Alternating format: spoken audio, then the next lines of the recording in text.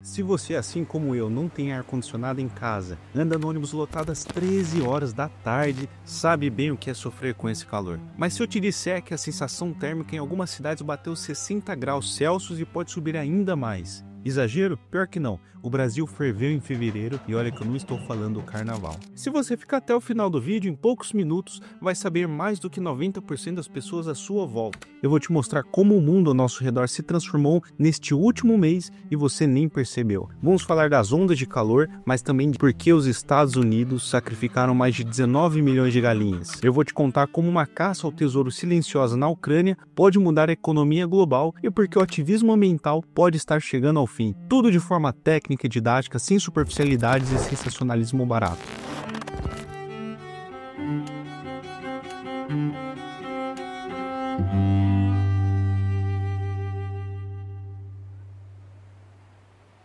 Ondas de calor no Brasil.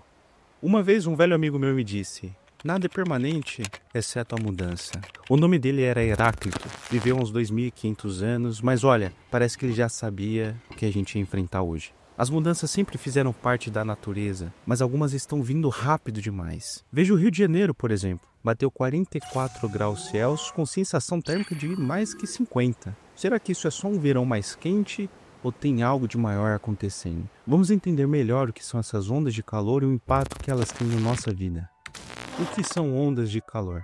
Tudo se trata de ondas de calor. As ondas são períodos prolongados de temperatura significativamente acima da média histórica de uma região. De acordo com o Instituto Português do Mar e da Atmosfera, considera-se uma onda de calor quando durante pelo menos 6 dias consecutivos a temperatura máxima diária é superior a 5 graus Celsius ao valor médio diário do período de referência. Esse fenômeno ocorre quando uma massa de ar quente fica retida sobre uma área por um longo período, principalmente devido a um sistema de alta pressão atmosférica. Mas o que isso significa?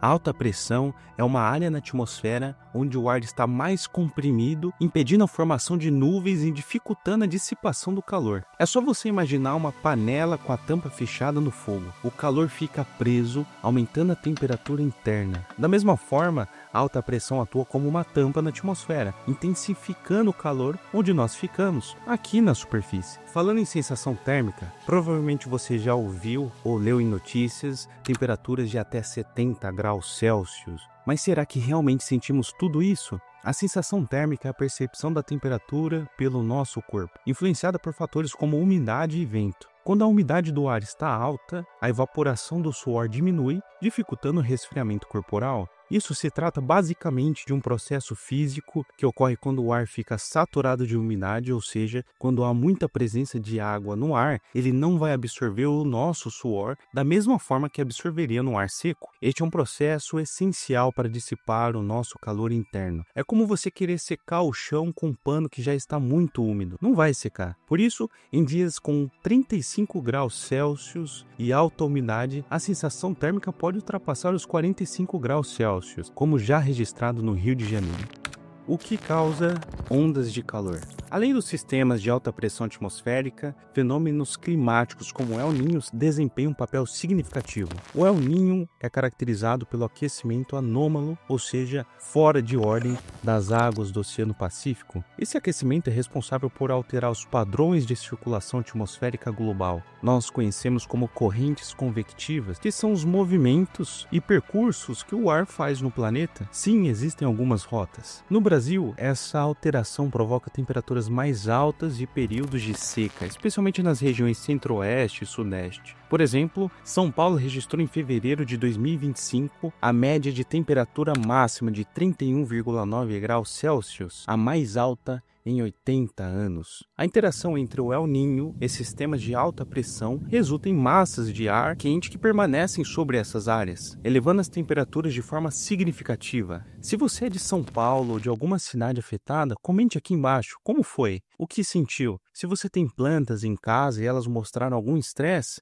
diga para nós. Eu mesmo registrei aqui para vocês um pouco das minhas plantas e as que mais sofreram. Uma delas foram os meus pés de morango e as minhas Marias sem vergonhas. Aquela espécie famosinha que se chama empatins. Elas precisam de muita água e nesse período eu tive que regar mais de uma vez ao dia. Já que começamos a citar alguns impactos, vamos para o próximo item. Impactos das ondas de calor.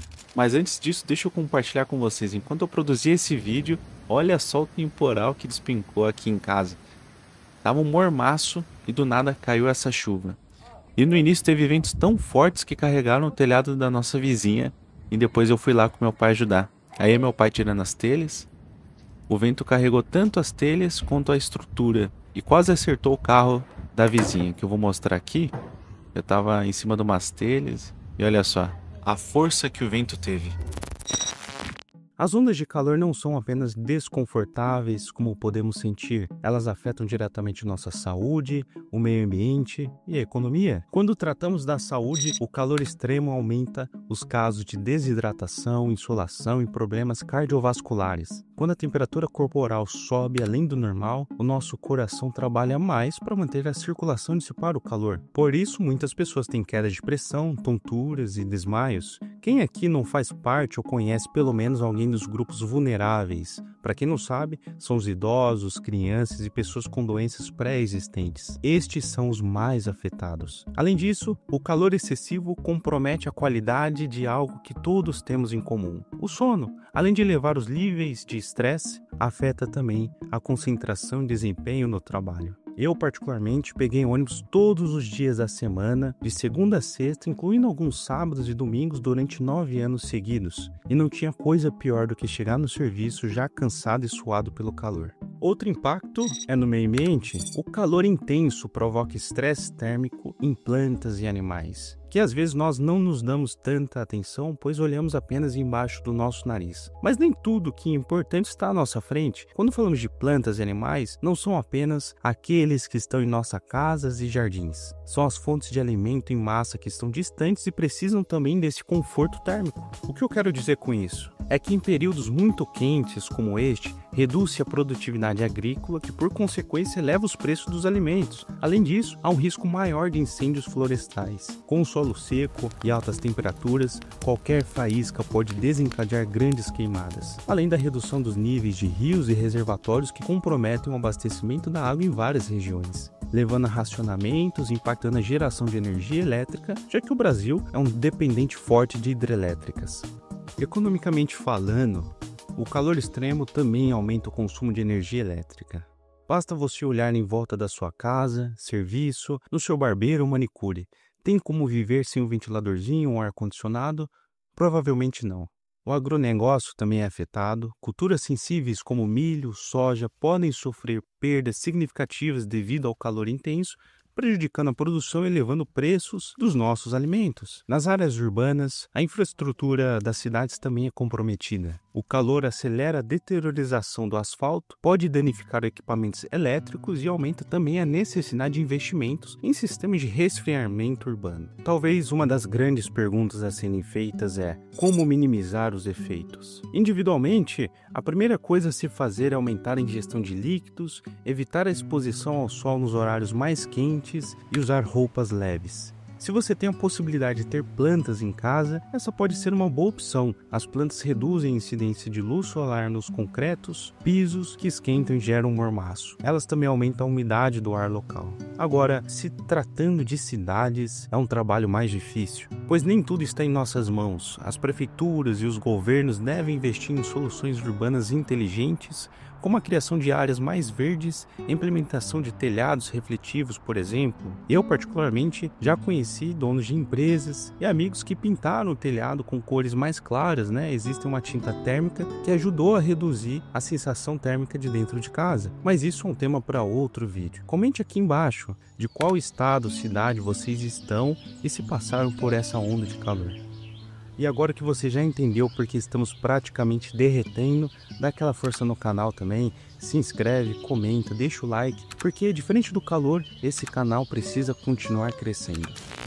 Fim do ativismo ambiental. Quando eu era criança, sempre que me empolgava demais em alguma brincadeira na rua, minha mãe dizia: tudo tem limite. Você jogava bets por horas seguidas, ela vinha de forma carinhosa, com suas chinelas havaianas, calçada de forma diferente, não no pé. Eu achava aquilo interessante, ela sempre dizia, chega por hoje. E essa ideia de limite sempre esteve presente. Acredito que não só na minha vida, mas em tudo que nos rodeia. No esporte, o limite pode ser a linha do campo ou uma falta. Na arte, pode ser o que é considerado aceitável ou polêmico. Mas e no ativismo? Será que protestar também tem limite? Esse é um tema que está sendo discutido de maneira séria agora. Nos Estados Unidos, um processo judicial contra uma das maiores ONGs ambientais do mundo pode mudar para sempre o ativismo ambiental. Se essa ação for bem sucedida, as organizações podem perder sua liberdade de protesto, como conhecemos hoje. Mas se for rejeitada, pode ser um sinal de que empresas precisarão lidar com manifestações cada vez mais intensas. Afinal, qual é o limite do ativismo? Até onde um grupo pode ir para defender uma causa antes que suas ações sejam consideradas um ataque econômico? Vou voltar ao Eric Fromm. Tá. Liberdade não é licença. Por exemplo, eu sou livre para dizer o que eu pensar, mas eu tenho que arcar com a responsabilidade disso. Por exemplo, eu não posso, é o exemplo mais antigo, eu não posso entrar num teatro lotado e gritar assim, fogo! E não havendo isso e produzindo pânico, dizer que era só a minha opinião, que eu sou livre para fazê-la. Alguém que o fizer terá de assumir a responsabilidade. Eu sou livre para dirigir depois de ter ingerido bebida alcoólica, mas eu não tenho licença para isso. O fato de eu ser livre não me autoriza a fazê-lo. O que está acontecendo? Essa história começou em 2016, quando o Greenpeace se envolveu nos protestos contra a construção do oleoduto Dakota Access Pipeline, um duto subterrâneo projetado para transportar petróleo bruto extraído nos Estados Unidos até refinarias. Para quem não está familiarizado, um oleoduto é basicamente uma rede de tubos que transporta grandes volumes de petróleo ao longo de longas distâncias, reduzindo a necessidade de caminhões ou navios para esse transporte. Mas havia um problema. Esse oleoduto ele passaria por terras historicamente ocupadas pela tribo indígena Sioux de Standing Rock, na Dakota do Norte. A comunidade indígena e ativistas ambientais alertaram para os riscos ambientais e culturais do projeto, temendo que ele comprometesse reservas de água potável e desrespeitasse territórios sagrados. A empresa responsável pelo oleoduto, no entanto, reagiu acusando o Greenpeace de espalhar informações falsas para prejudicar seus negócios. Segundo a acusação, as campanhas do Greenpeace teriam sido baseadas em desinformação e causando prejuízos financeiros significativos. Foi então que a empresa moveu um processo contra a ONG usando um tipo específico de ação judicial, o processo SLAPP. Para que nossa compreensão seja completa, vamos entender primeiro o que é um processo SLAPP. Se alguém te perguntasse hoje o que é um processo, você saberia responder? Vamos esclarecer isso de forma simples. Quando alguém entra na justiça para exigir um direito ou contestar algo, inicia-se um processo. Ele pode ser civil, quando envolve disputa entre pessoas ou empresas, penal, quando trata de crimes e punições, ou então um processo SLAPP, Strategic Lawsuit Against Public Participation, ação judicial estratégica contra a participação pública, que é usado para intimidar e silenciar críticas, como aconteceu com o Greenpeace. O que é um processo SLAPP? Esse tipo de processo ele não é movido exatamente para ganhar a disputa, mas sim para sufocar financeiramente o outro lado. Normalmente, empresas poderosas processam indivíduos, jornalistas ou ONGs pedindo valores astronômicos com um único objetivo, fazer com que o réu gaste tempo e dinheiro se defendendo, desmotivando futuras críticas. E foi exatamente isso que aconteceu com o Greenpeace. A empresa por trás do oleoduto processou a ONG em 900 milhões de dólares, cerca de 4,4 bilhões na cotação atual. O valor astronômico chamou a atenção mundialmente e levou a um debate essencial. Esse processo é uma questão de justiça ou uma tentativa de silenciar protestos? Quando pensamos o que está em jogo, entendemos que esse caso não é apenas sobre um oleoduto ou um processo milionário. Ele levanta questões fundamentais sobre ativismo, economia e liberdade de expressão. Algumas perguntas-chave precisam ser feitas. A primeira delas: o impacto econômico de um protesto pode ser considerado um dano jurídico? Se uma campanha ambientalista faz um projeto perder investidores ou ser cancelado, A empresa pode exigir indenização por prejuízos? Se sim, isso significa que qualquer manifestação pode ser vista como uma ameaça financeira? Segundo ponto, empresas podem usar a justiça como uma arma para silenciar críticos. Se companhias poderosas conseguem processar ONGs e ativistas sempre que se sentem prejudicadas, isso pode abrir um precedente perigoso. O medo de retaliação judicial pode enfraquecer protestos legítimos e limitar denúncias ambientais importantes. Por fim, até que ponto o ativismo pode influenciar a economia? O embate entre ativismo e negócio nunca foi tão forte. Empresas e movimentos ambientais operam no mesmo espaço. O que podemos aprender com isso? O caso do Greenpeace não é sobre essa disputa específica, ele levanta questões bem mais amplas. 3 pontos chamam a atenção aqui. Primeiro, o ativismo e os negócios estão cada vez mais entrelaçados. Empresas podem sofrer impactos financeiros com campanhas ambientais, enquanto ONGs podem acabar enfrentando processos e desafios jurídicos por suas ações. Segundo, o sistema jurídico pode ser tanto um meio de garantir direitos como uma ferramenta usada em disputas estratégicas. Muitas vezes, a justiça acaba virando um campo de batalha entre grandes corporações e movimentos sociais. E o terceiro, a liberdade de protestos tem limites, mas até onde ela pode ir sem gerar consequências legais? Esse é um debate cada vez mais relevante em constante evolução. O que você acha? Esse limite está sendo ultrapassado ou é um ajuste necessário? Comenta aqui embaixo que essa conversa ainda não acabou. Ouro invisível, a Ucrânia e a disputa pelos minerais raros.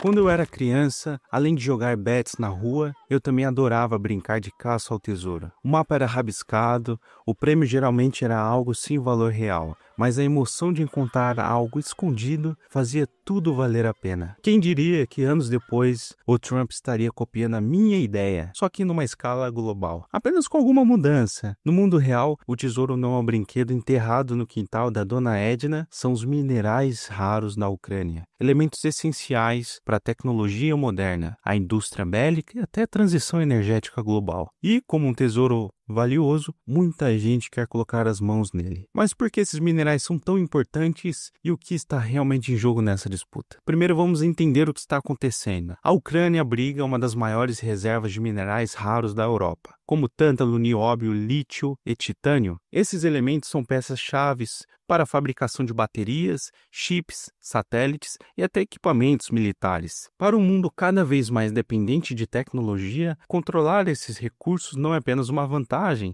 é poder. O problema, a guerra. Desde 2014, com a anexação da Crimeia pela Rússia, o leste da Ucrânia virou um campo de batalha e onde há conflito, há instabilidade. Isso significa que a exploração desses minerais e quem pode lucrar com eles se tornou um dos grandes pontos de disputa no cenário global. E é nesse contexto que Trump entra na equação. Ele já deixou claro que os Estados Unidos dependem demais da China para esses minerais. Afinal, 70% da produção mundial vem da China. Se ele pode voltar ao poder, a lógica é simples: fortalecer os laços econômicos com a Ucrânia para garantir um novo fornecedor. Mas como minha mãe já disse, querer não é poder. Para isso acontecer, a Ucrânia precisaria concordar, os investimentos precisariam chegar e, claro, haveria reações, tanto de concorrentes econômicos quanto de adversários políticos, como a própria Rússia e a China. No mundo da geopolítica, nada acontece sem um jogo de forças. O que são minerais raros e por que eles são tão valiosos? Para quem não sabe,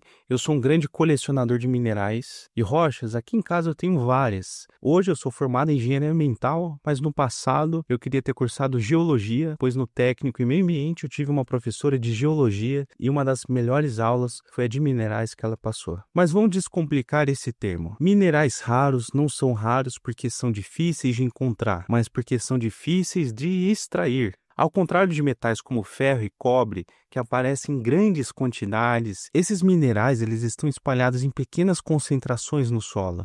Isso torna a extração cara, trabalhosa e altamente estratégica. Agora, por que eles são tão disputados? Simples. Sem eles, a tecnologia para.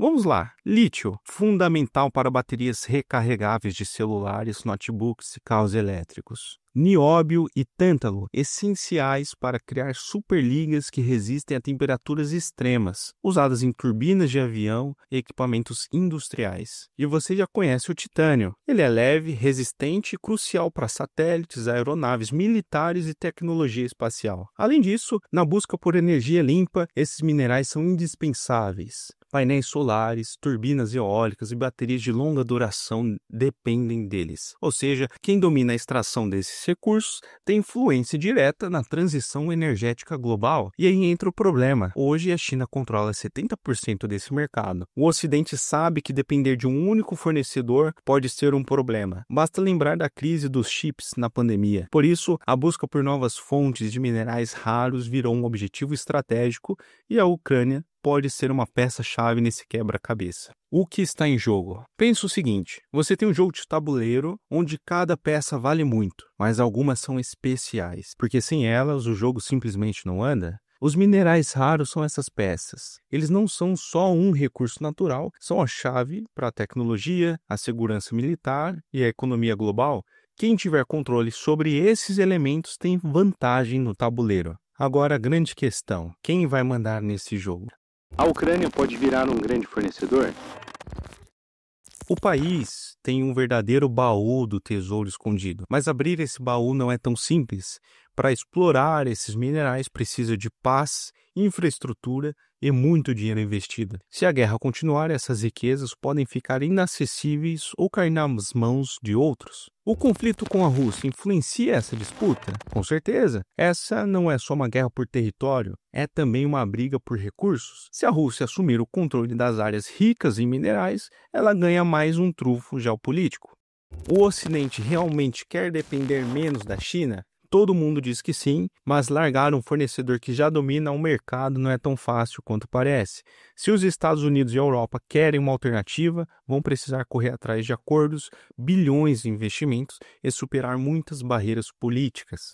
O Trump pode garantir o acesso dos Estados Unidos aos minerais da Ucrânia? Mesmo que ele queira, essa decisão não depende só dele. A Ucrânia precisaria estar disposta e países como China e Rússia podem reagir para impedir que isso aconteça. No mundo da geopolítica, ninguém dá um passo sem calcular as consequências. E no meio disso tudo, a guerra ainda está longe de acabar. O que está em jogo não é só a reconstrução da Ucrânia, mas quem vai ditar as regras do jogo global nos próximos anos. Para onde estamos indo? A questão agora é, o que vai acontecer com as reservas minerais da Ucrânia? Se o país conseguir estabilidade e atrair investidores, pode se tornar um dos maiores fornecedores do mundo, ajudando o Ocidente a reduzir a dependência da China. Mas se a guerra continuar, essas riquezas podem ficar inacessíveis ou sob disputa. O que dá para dizer com certeza é que a corrida por esses minerais não vai desacelerar. O futuro da tecnologia, da energia limpa e até da segurança nacional depende deles. E quem controlar essa produção vai ter um grande poder. Crise dos ovos. Milhões de galinhas foram abatidas. O que está acontecendo? Se hoje lavar as mãos antes de comer parece um exagero, é porque já houve um tempo em que não fazer isso custava vidas. Se achamos certas normas sanitárias excessivas, é porque esquecemos caos que existia antes delas. A verdade é que o conforto da ordem nos faz esquecer o peso do descontrole. No passado, doenças transmitidas por alimentos e animais devastaram populações inteiras. Antes do desenvolvimento das normas de higiene e de segurança alimentar, surtos como de febre tifoide, cólera e gripe suína eram comuns, espalhando-se rapidamente devido à falta de controle na produção e no consumo de alimentos. Foi só com o avanço da vigilância sanitária e a imposição de regras rigorosas que conseguimos evitar tragédias que já foram cotidianas. Mas toda vez surge uma nova crise, como uma gripe aviária, somos lembrados do porquê essas regras existem. Os Estados Unidos tiveram que abater milhões de galinhas para conter um surto que ameaçava não só a produção de ovos, mas também a saúde pública. Mas será que foi exagero ou foi exatamente esse controle rigoroso que evitou resultou um desastre maior. Abri aqui meu computador. Gripe aviária está causando uma grande dor de cabeça para os norte-americanos, com o número recorde de mortes de galinhas poedeiras fez disparar então o preço do ovo. Mais de 20 milhões de galinhas poedeiras aqui nos Estados Unidos morreram no último trimestre por causa da gripe aviária, segundo os dados que foram divulgados pelo Departamento de Agricultura aqui dos Estados Unidos. Esse é o pior número de mortes desde o início do surto. O número recorde de galinhas mortas, que inclui aquelas aves sacrificadas quando a infecção é descoberta, ocorre quando os números mostram que os preços dos ovos dispararam para o nível mais alto em anos, impulsionados em grande parte por causa do vírus. O perigo não desaparece quando deixamos de vê-lo. Ele apenas guarda o momento certo para reaparecer. O que está acontecendo? Desde 2022, os Estados Unidos vêm enfrentando surtos de gripe aviária, um vírus que se espalha rapidamente entre as aves e pode devastar criações inteiras. Para conter a propagação, autoridades determinaram o sacrifício de milhões de galinhas poedeiras. O resultado? Menos ovos no mercado e preços disparando. Esse tipo de medida não é tomada por acaso. A gripe aviária pode se espalhar em velocidades alarmantes, colocando em risco não só a produção, mas também o comércio e a segurança alimentar. O que é a gripe aviária e por que é um problema? A gripe aviária é causada pelo vírus influenza A, que afeta principalmente aves, mas pode ocasionalmente infectar mamíferos, incluindo seres humanos. O poder desse vírus, ele muta o tempo todo, criando novas variantes que dificultam o controle e aumentam o risco de surtos inesperados. Em casos raros, ele pode passar até para seres humanos. Foi o que aconteceu em Hong Kong em 1997, quando o vírus H5N1 infectou 18 pessoas e matou 6. Sempre que surgem novas variantes, a preocupação aumenta até onde esse vírus pode chegar.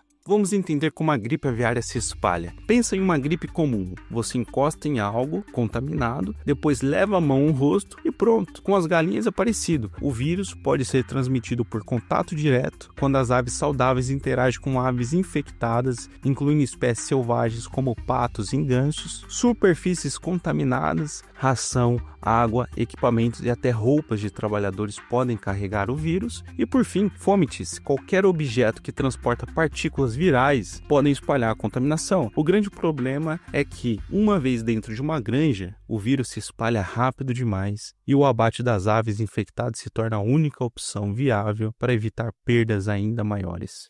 O que pode ser feito para evitar essas novas crises? Para evitar que esse ciclo se repita, algumas estratégias são fundamentais. Monitoramento constante, vigilância ativa para identificar rapidamente os novos casos, vacinação, desenvolvimento de imunização contra cepas mais perigosas, o controle de movimentação, que são restrições no transporte de aves entre regiões afetadas, e principalmente treinamento. Os produtores e trabalhadores precisam estar preparados para agir rápido diante de qualquer suspeita. E o Brasil, como fica? O Brasil é o maior exportador mundial de carne de frango e até agora não registrou casos de gripe aviária em granjas comerciais. Mas isso não significa que estamos livres do risco. Se a doença atingir as grandes produções, o impacto pode chegar a 21 bilhões por ano. Por outro lado, enquanto países como Estados Unidos enfrentam crises, a carne brasileira pode se tornar ainda mais procurada no mercado internacional, que pode influenciar os preços dentro do nosso país. Ou seja, mesmo sem um surto local, os efeitos da gripe aviária podem chegar ao seu prato. Qual a conclusão? A crise dos ovos dos Estados Unidos mostra como surtos de doenças entre animais podem ter efeitos gigantescos na economia e na segurança alimentar. O impacto vai muito além das granjas, afeta preços, exportações e até a estabilidade do setor agrícola global. Agora a pergunta é, estamos realmente preparados para lidar com um surto dessa escala?